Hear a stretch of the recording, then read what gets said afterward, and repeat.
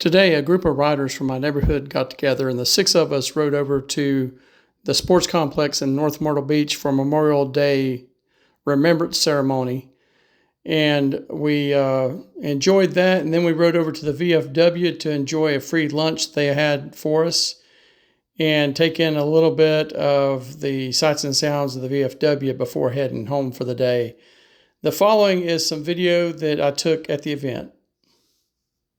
Memorial Day, as we know it, was born Declaration Day in Waterloo, New York, back in 1866, when Henry Wells, a local drugstore owner, suggested that all businesses close for one day to honor and in solemn patriotic manner the lives that were lost during the Civil War. A group of veterans decorated graves with fresh flowers. The townspeople made wreaths and crosses to place upon the headstones, flags were waved proudly at half-staff, as ours is here today. Now, 158 years later, I stand here before on this proud day of remembrance and ask you that you join the Veterans of Foreign Wars, the American Legion, and our other veteran organizations in not only remembering those who made the ultimate sacrifice for the good of this great nation, but to truly reflect on their legacy. There has been no other nation on this earth whose sacrifice greater than ours. Nowhere in history has there been a country before ours that pays such a high price for the freedom of others. Memorial Day for the Veterans of Foreign Wars, as well as our fellow veterans in American Legion, is a day to pay tribute to heroic patrons who bravely rose up and fought for something greater than themselves, selflessly laying down their lives for freedom. Why? Because freedom isn't free. It has been paid for with the lives of our sons and daughters, husbands and wives, sisters, brothers, and friends. Their debt is one that can never be truly repaid, but we can start by ensuring that the youth of today understand the true cost of freedom.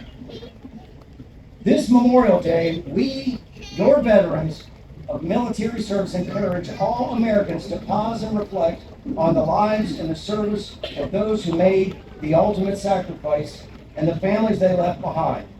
There's no better way to honor those who gave all than to remember them and draw upon their selflessness and strengthen our spirit as a nation. Thank you for coming today. Millions have served. Thousands have fallen purchasing this dream. It is up to us, the living, to protect and preserve, and yes, to die if need be, to stand on the shoulders of our dead and say no more to evil and tyranny. Just one small way to do that is to remember the cost that was paid by a service member for your freedom. Will you take a minute to be grateful? Will you take a second to say thank you?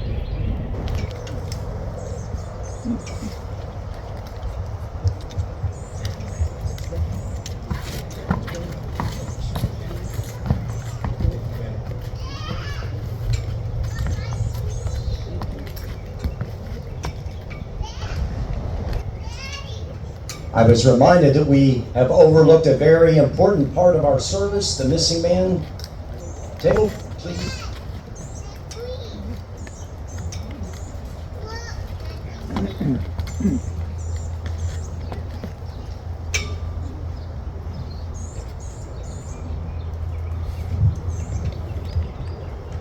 Good morning.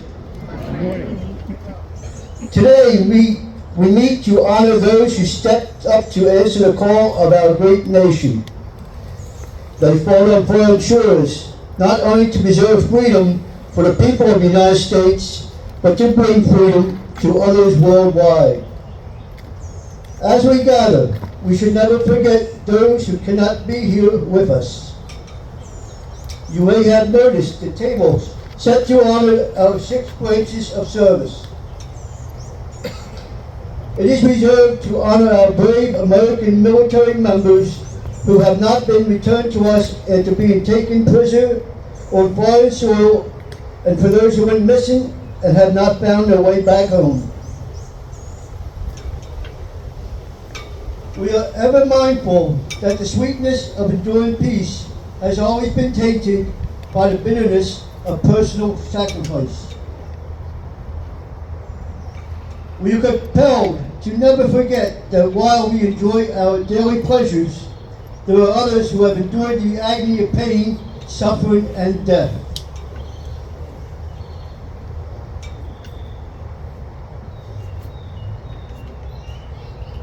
Please direct your attention to the table at the left of me. The empty places at the table represent Americans still missing from each of the 6 branches of military and civilians. Americans should never forget the men and women who answered our nation's call to duty. I would like to explain the meaning of the items on the table. The table is round to show our everlasting concern for our missing men and women. The tablecloth is white, symbolizing the purity of their intentions to respond to their country's call to arms. The single red rose in the vase signifies the blood they may have shed in sacrifice. The rose also reminds us of the family and friends of our missing comrades who keep faith while waiting their return. The vase is tied with a red ribbon, symbol of our continued determination to account for our missing. The slice of lemon on the plate reminds us of their bitter fate. The salt sprinkled on the plate reminds us of the countless fallen tears of families as they wait. The glass is inverted. They cannot toast with us at this time. The chairs are empty. They are not here. The candle is reminiscent of the light of hope that lives in the hearts to illuminate their way home to the open arms of a grateful nation. Let us remember and never forget their sacrifices. United States Army, remember.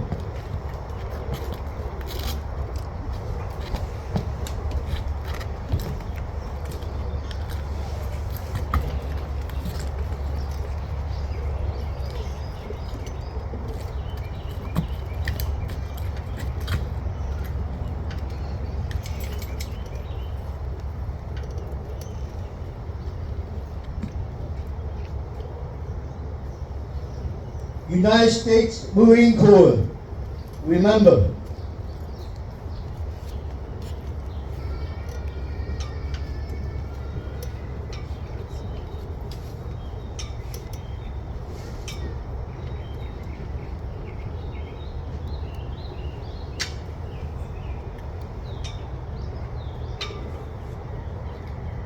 United States Navy.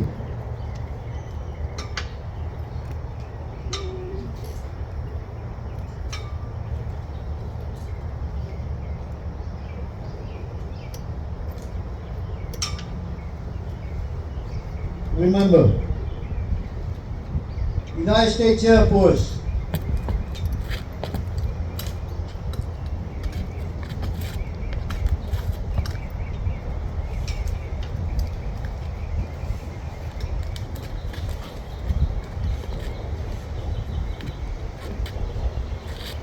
Remember.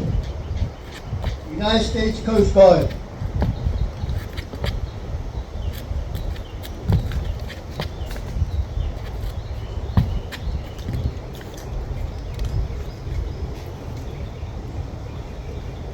Remember, United States Merchant Marines.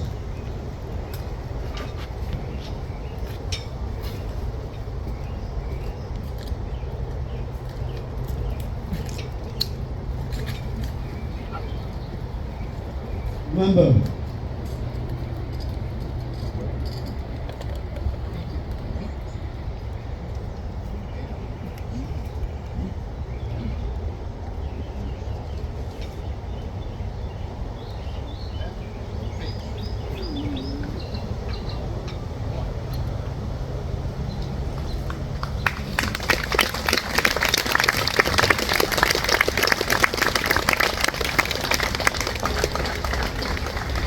John Charlton, the American Legion Post 186 Auxiliary President, in memory of the heroic dead who have fallen in defense of the United States of America, and a tribute to our devotion and everlasting remembrance.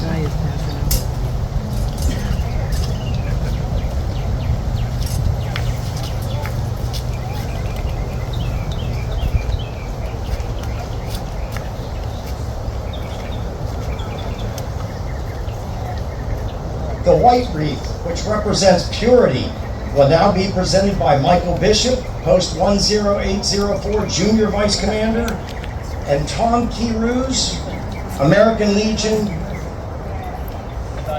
May each further generation emulate the unselfish courage of all men and women who fought for our freedom.